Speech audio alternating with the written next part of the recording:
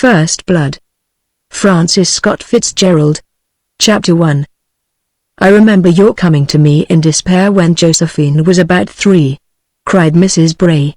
George was furious because he couldn't decide what to go to work at, so he used to spank little Josephine. I remember, said Josephine's mother. And so this is Josephine. This was, indeed, Josephine. She looked at Mrs. Bray and smiled, and Mrs. Bray's eyes hardened imperceptibly. Josephine kept on smiling. How old are you, Josephine? Just 16. Oh. I would have said you were older. At the first opportunity Josephine asked Mrs. Perry, can I go to the movies with Lillian this afternoon? No, dear, you have to study. She turned to Mrs. Bray as if the matter were dismissed. But, you darn fool, muttered Josephine audibly. Mrs. Bray said some words quickly to cover the situation, but, of course, Mrs. Perry could not let it pass unreproved. What did you call mother, Josephine? I don't see why I can't go to the movies with Lillian. Her mother was content to let it go at this. Because you've got to study. You go somewhere every day, and your father wants it to stop. How crazy, said Josephine, and she added vehemently, how utterly insane. Father's got to be a maniac, I think. Next thing he'll start tearing his hair and think he's Napoleon or something. No, interposed Mrs. Bray jovially as Mrs. Perry grew rosy. Perhaps she's right. Maybe George is crazy. I'm sure my husband's crazy. It's this war. But she was not really amused. She thought Josephine ought to be beaten with sticks. They were talking about Anthony Harker, a contemporary of Josephine's older sister. He's divine, Josephine interposed not rudely, for, despite the foregoing, she was not rude. It was seldom even that she appeared to talk too much, though she lost her temper, and swore sometimes when people were unreasonable. He's very popular. Personally, I don't see very much to him. He seems rather superficial. Oh, no, mother, said Josephine. He's far from it. Everybody says he has a great deal of personality, which is more than you can say of most of these jakes. Any girl would be glad to get their hands on him. I'd marry him in a minute. She had never thought of this before. In fact, the phrase had been invented to express her feeling for Travis de Coppet. When, presently, tea was served, she excused herself and went to her room. It was a new house, but the Perrys were far from being new people. They were Chicago society, and almost very rich, and not uncultured as things went thereabouts in 1914. But Josephine was an unconscious pioneer of the generation that was destined to get out of hand. In her room she dressed herself for going to Lillian's house, thinking meanwhile of Travis de Coppet and of riding home from the Davidsons' dance last night. Over his tuxedo, Travis had worn a loose blue cape inherited from an old-fashioned uncle. He was tall and thin, an exquisite dancer, and his eyes had often been described by female contemporaries as very dark. To an adult it appeared that he had 2 black eyes in the collisional sense, and that probably they were justifiably renewed every night. The area surrounding them was so purple, or brown, or crimson, that they were the first thing you noticed about his face, and, save for his white teeth, the last. Like Josephine, he was also something new. There were a lot of new things in Chicago then, but lest the interest of this narrative be divided, it should be remarked that Josephine was the newest thing of all. Dressed, she went down the stairs and through a softly opening side door, out into the street. It was October and a harsh breeze blew her along under trees without leaves, past houses with cold corners, past caves of the wind that were the mouths of residential streets. From that time until April, Chicago is an indoor city, where entering by a door is like going into another world, for the cold of the lake is unfriendly and not like real northern cold. It serves only to accentuate the things that go on inside. There is no music outdoors, or lovemaking, and even in prosperous times the wealth that rolls by in limousines is less glamorous than embittering to those on the sidewalk. But in the houses there is a deep, warm quiet, or else an excited, singing noise, as if those within were inventing things like new dances. That is part of what people mean when they say they love Chicago. Josephine was going to meet her friend Lillian Hamill, but their plan did not include attending the movies. In comparison to it, their mothers would have preferred the most objectionable, the most lurid movie. It was no less than to go for a long auto ride with Travis Coppett and Howard Page, in the course of which they would kiss not once but a lot. The four of them had been planning this since the previous Saturday, when unkind circumstances had combined to prevent its fulfillment. Travis and Howard were already not sitting down, but still in their overcoats, like symbols of action, hurrying the girls breathlessly into the future. Travis wore a fur collar on his overcoat and carried a gold-headed cane. He kissed Josephine's hand facetiously yet seriously, and she said, "Hello, Travis," with the warm affection of a politician greeting a prospective vote. But for a minute the two girls exchanged news aside. "I saw him," Lillian whispered, "just now." "Did you?" Their eyes blazed and fused together. "Isn't he divine?" said Josephine. They were referring to Mr. Anthony Harker, who was 22, and unconscious of their existence, save that in the Perry house he occasionally recognized Josephine as Constance's younger sister. "He has the most beautiful nose," cried Lillian, suddenly laughing. She drew it on the air with her finger and they both became hilarious. But Josephine's face composed itself as Travis' black eyes, conspicuous as if they had been freshly made the previous night, peered in from the hall. "Well," he said tensely. The four young people went out, passed through 50 bitter feet of wind and entered Page's car. They were all very confident and knew exactly what they wanted. Both girls were expressly disobeying their parents, but they had no more sense of guilt about it than a soldier escaping from an enemy prison camp. In the back seat, Josephine and Travis looked at each other. She waited as he burned darkly. "Look," he said to his hand. It was trembling. "Up till 5 this morning. Girls from the Follies." "Oh, Travis," she cried automatically, but for the first time a communication such as this failed to thrill her. She took his hand, wondering what the matter was inside herself. It was quite dark, and he bent over her suddenly, but as suddenly she turned her face away. Annoyed, he made cynical nods with his head and lay back in the corner of the car. He became engaged in cherishing his dark secret, the secret that always made her yearn toward him. She could see it come into his eyes and fill them, down to the cheekbones and up to the brows, but she could not concentrate on him. The romantic mystery of the world had moved into another man. Travis waited 10 minutes for her capitulation, then he tried again, and with this second approach she saw him plain for the first time. It was enough. Josephine's imagination and her desires were easily exploited up to a certain point, but after that her very impulsiveness protected her. Now, suddenly, she found something real against Travis, and her voice was modulated with lowly sorrow. "I heard what you did last night. I heard very well." "What's the matter?" "You told Ed Beaumont you were in for a big time because you were going to take me home in your car." "Who told you that?" he demanded, guilty but belittling. "Ed Beaumont did, and he told me he almost hit you in the face when you said it." He could hardly keep restraining himself. Once more Travis retired to his corner of the seat. He accepted this as the reason for her coolness, as in a measure it was. In view of Dr. Jung's theory that innumerable male voices argue in the subconscious of a woman, and even speak through her lips, then the absent Ed Beaumont was probably speaking through Josephine at that moment. "I've decided not to kiss any more boys, because I won't have anything left to give the man I really love." "Bull," replied Travis. "It's true. There's been too much talk around Chicago about me. A man certainly doesn't respect a girl he can kiss whenever he wants to, and I want to be respected by the man I'm going to marry someday." Ed Beaumont would have been overwhelmed had he realized the extent of his dominance over her that afternoon. Walking from the corner, where the youths discreetly left her, to her house, Josephine felt that agreeable lightness which comes with the end of a piece of work. She would be a good girl now forever, see less of boys, as her parents wished, try to be what Miss Benbower's school denominated an ideal Benbower girl. Then next year, at Brearley, she could be an ideal Brearley girl. But the first stars were out over Lakeshore Drive, and all about her she could feel Chicago swinging around its circle at 100 miles an hour, and Josephine knew that she only wanted to want such wants for her soul's sake. Actually, she had no desire for achievement. Her grandfather had had that.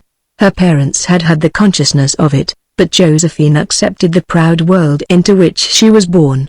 This was easy in Chicago, which, unlike New York, was a city-state, where the old families formed a caste. Intellect was represented by the university professors, and there were no ramifications, save that even the Perrys had to be nice to half a dozen families even richer and more important than themselves. Josephine loved to dance, but the field of feminine glory, the ballroom floor, was something you slipped away from with a man. As Josephine came to the iron gate of her house, she saw her sister shivering on the top steps with a departing young man. Then the front door closed and the man came down the walk. She knew who he was.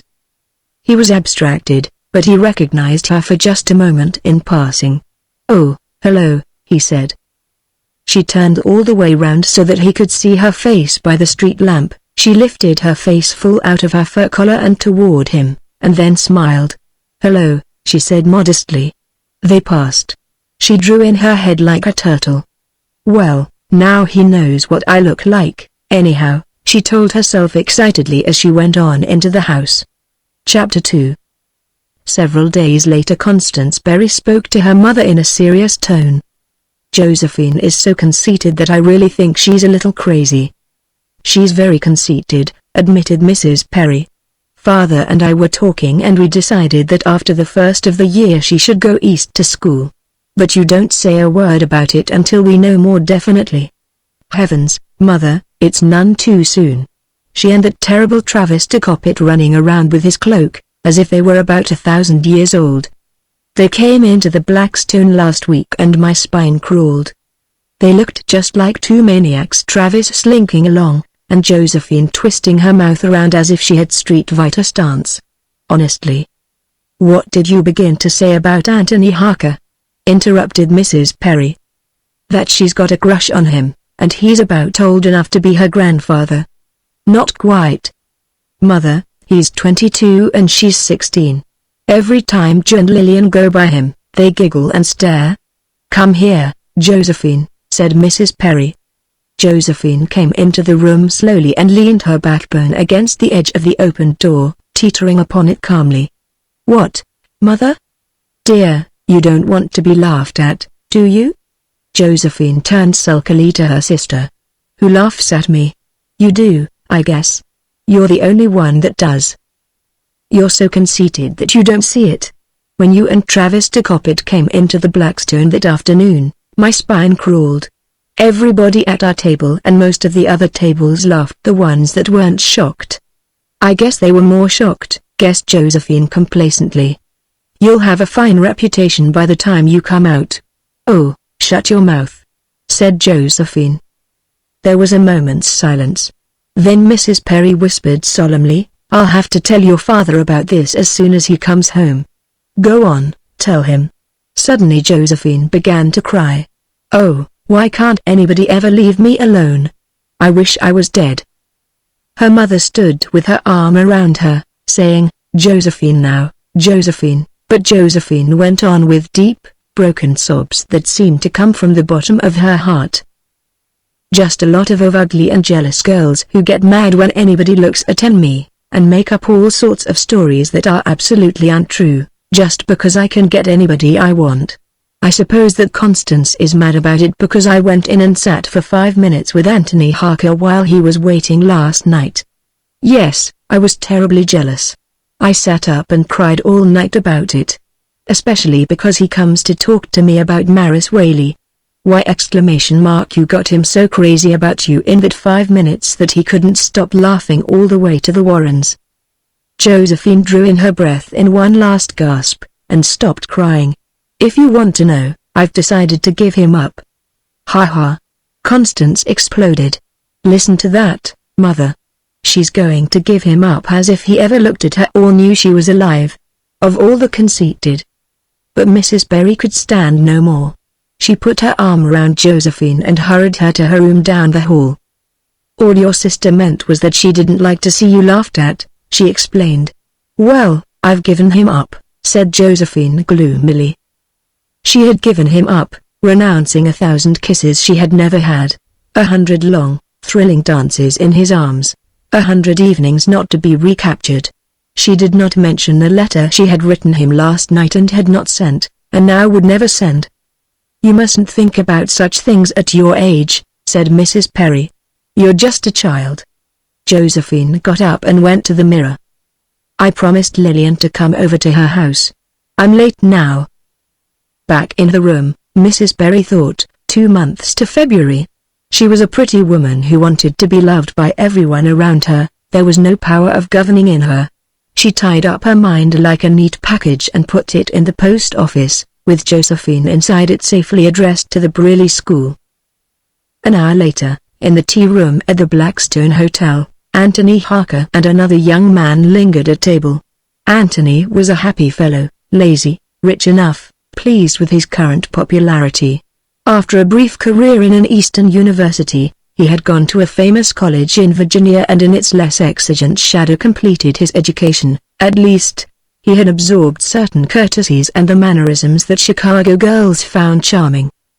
"There's that guy Travis Decopit," his companion had just remarked. "What's he think he is, anyhow?" Anthony looked remotely at the young people across the room, recognizing the little Perry girl and other young females whom he seemed to have encountered frequently in the street of late. Although obviously much at home, they seemed silly and loud. Presently his eyes left them and searched the room for the party he was due to join for dancing, but he was still sitting there when the room it had a twilight quality, in spite of the lights within and the full dark outside woke up to confident and exciting music. A thickening parade drifted past him. The men in sack suits, as though they had just come from portentous affairs, and the women in hats that seemed about to take flight, gave a special impermanence to the scene.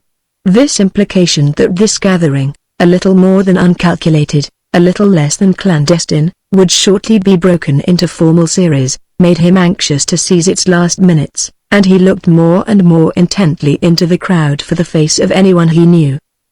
One face emerged suddenly around a man's upper arm not 5 feet away, and for a moment Anthony was the object of the saddest and the most tragic regard that had ever been directed upon him. It was a smile and not a smile, 2 big gray eyes with bright triangles of color underneath, and a mouth twisted into a universal sympathy that seemed to include both him and herself, yet withal, the expression not of a victim, but rather of the very demon of tender melancholy. And for the first time Anthony really saw Josephine.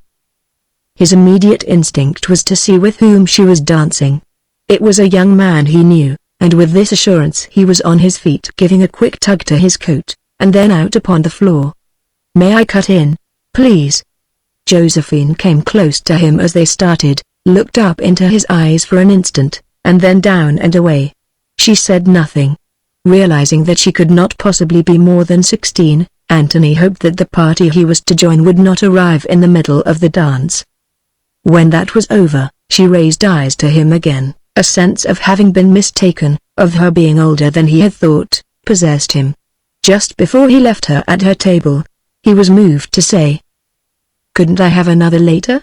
"Oh, sure."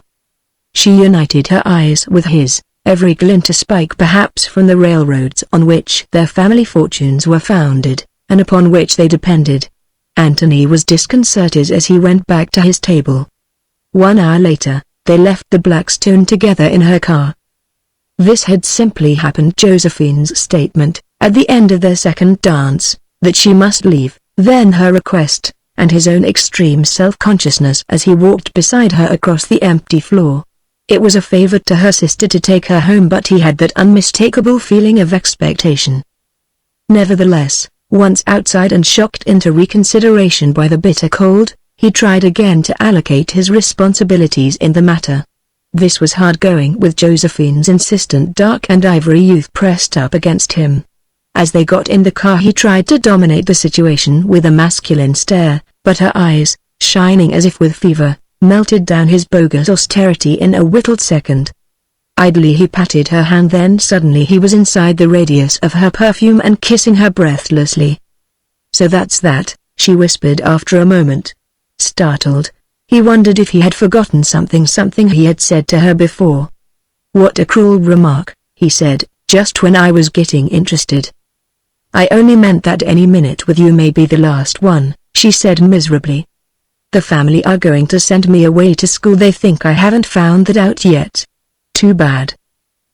And today they got together and tried to tell me that you didn't know I was alive."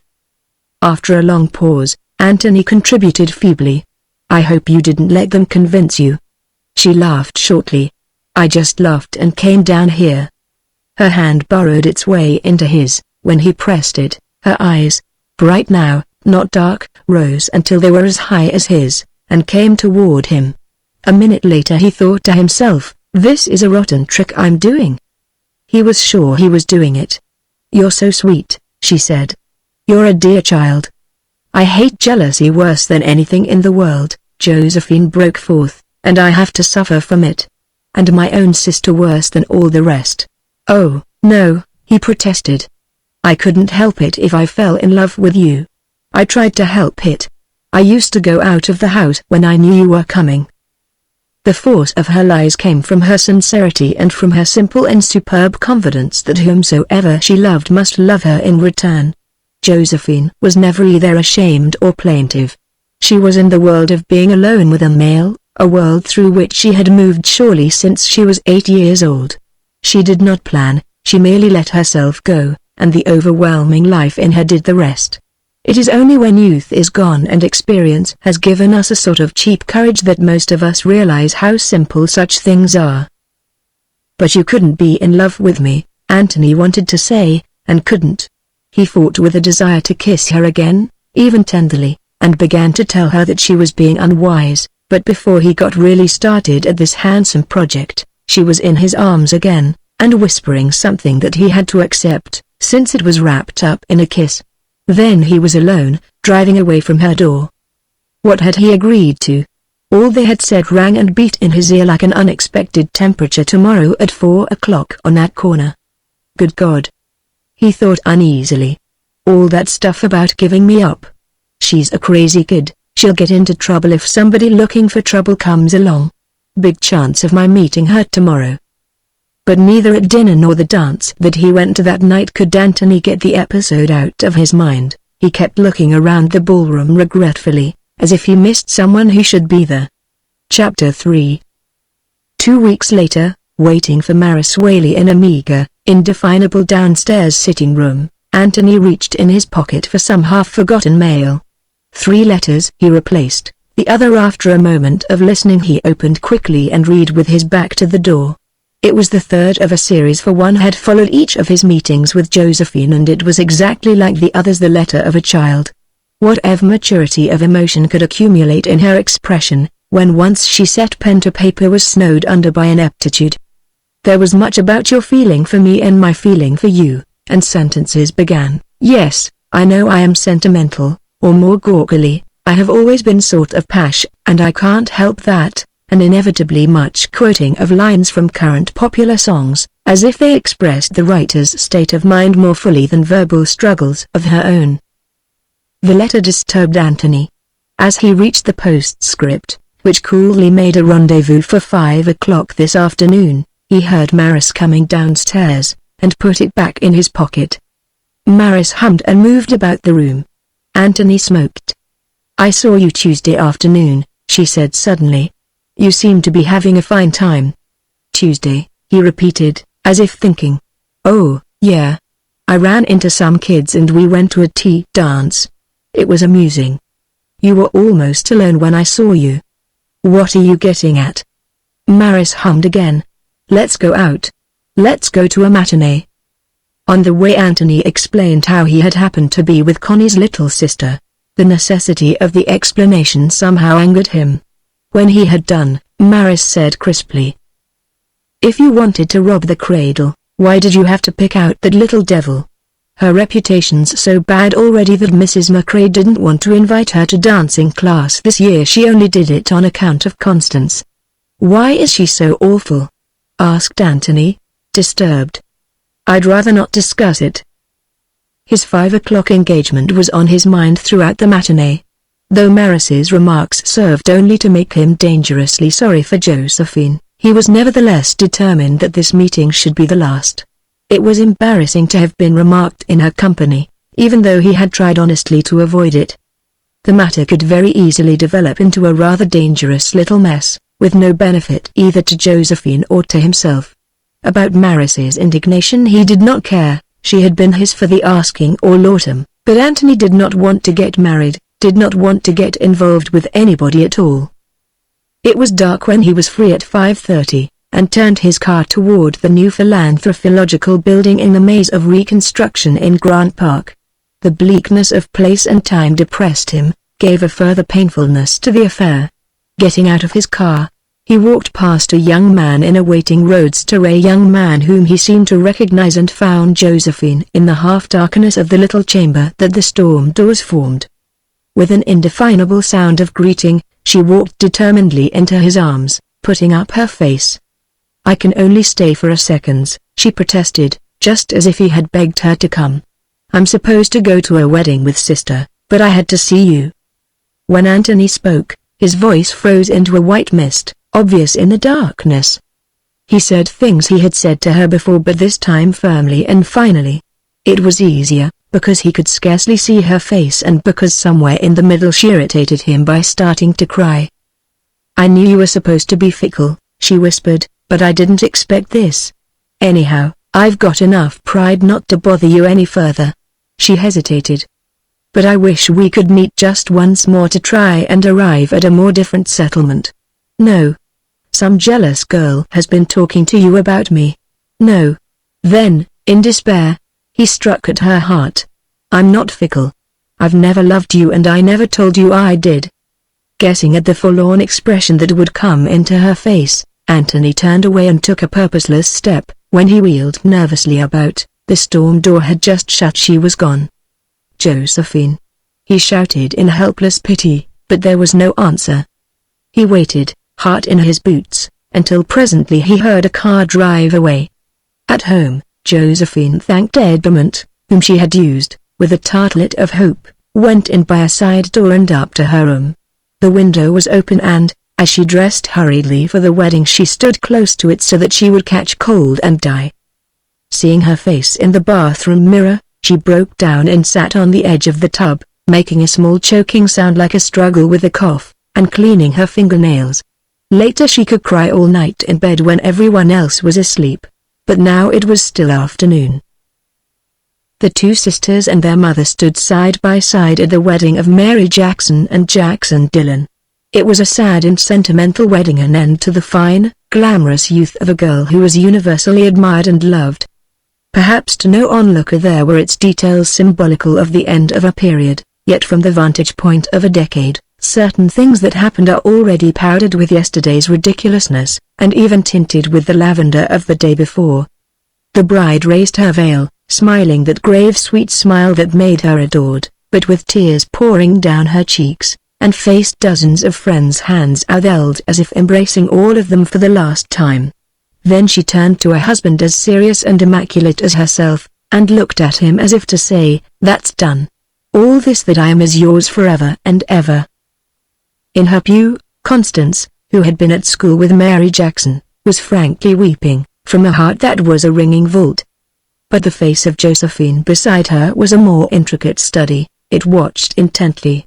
Once or twice, though her eyes lost none of their level straight intensity, an isolated tear escaped, and, as if startled by the feel of it, the face hardened slightly and the mouth remained in defiant immobility, like a child well warned against making a disturbance. Only once did she move, hearing a voice behind her say, "That's the little Perry girl. Isn't she lovely looking?" She turned presently and gazed at a stained glass window lest her unknown admirers miss the sight of the side face. Josephine's family went on to the reception, so she dined alone, or rather with her little brother and his nurse, which was the same thing. She felt all empty.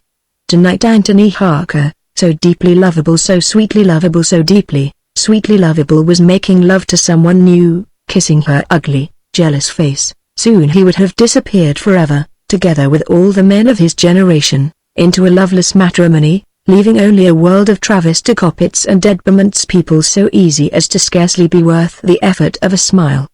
Up in the room, She was excited again by the sight of herself in the bathroom mirror. Oh, what if she should die in her sleep tonight? Oh, what a shame, she whispered. She opened the window, and holding her only souvenir of Anthony, a big initialed linen handkerchief, crept desolately into bed. While the sheets were still cold, there was a knock at the door.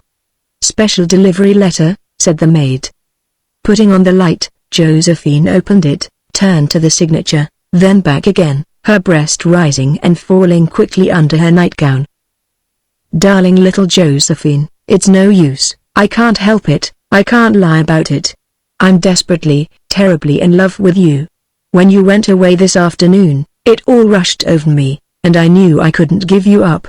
I drove home, and I couldn't eat or sit still, but only walk up and down thinking of your darling face and your darling tears, there in that vestibule.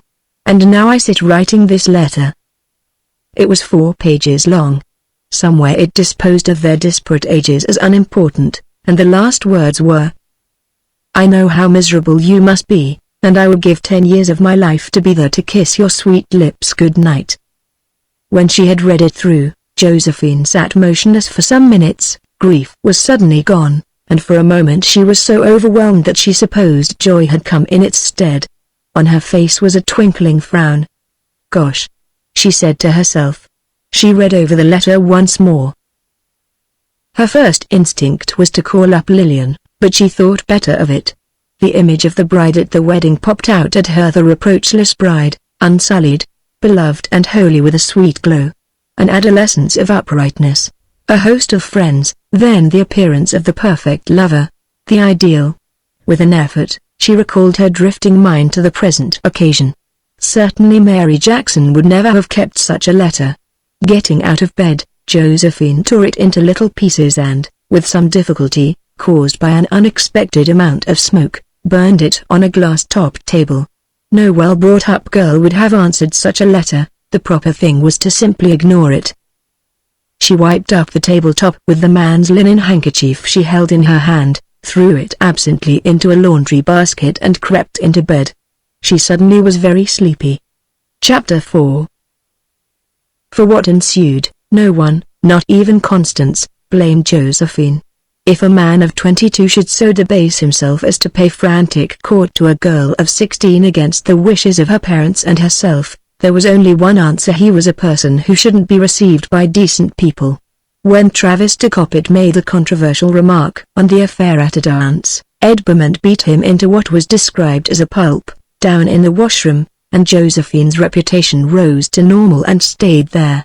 Accounts of how Anthony had called time and time again at the house, each time denied admittance, how he had threatened Mr. Perry, how he had tried to bribe a maid to deliver letters, how he had attempted to waylay Josephine on her way back from school. These things pointed to the fact that he was a little mad. It was Anthony Harker's own family who insisted that he should go west. All this was a trying time for Josephine.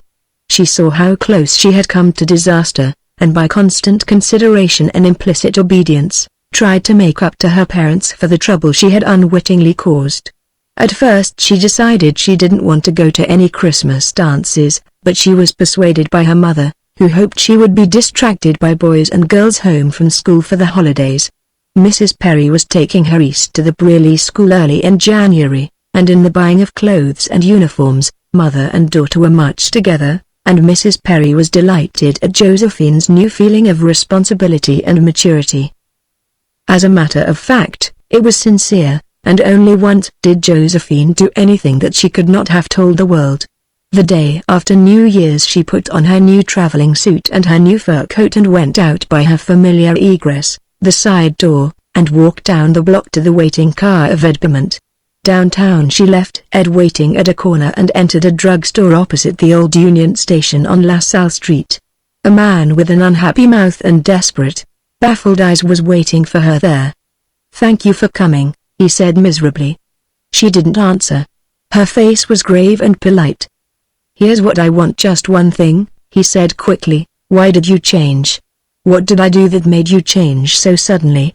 Was it something that happened, something I did? Was it what I said in the vestibule that night?"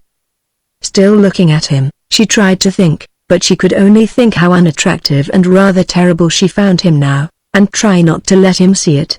There would have been no use saying the simple truth that she could not help what she had done, that great beauty has a need, almost an obligation, of trying itself, that her ample cup of emotion had spilled over on its own accord, and it was an accident that it had destroyed him and not her. The eyes of pity might follow Anthony Harker in his journey west, but most certainly the eyes of destiny followed Josephine as she crossed the street through the falling snow to Edbermont's car. She sat quiet for a minute as they drove away, relieved and yet full of awe.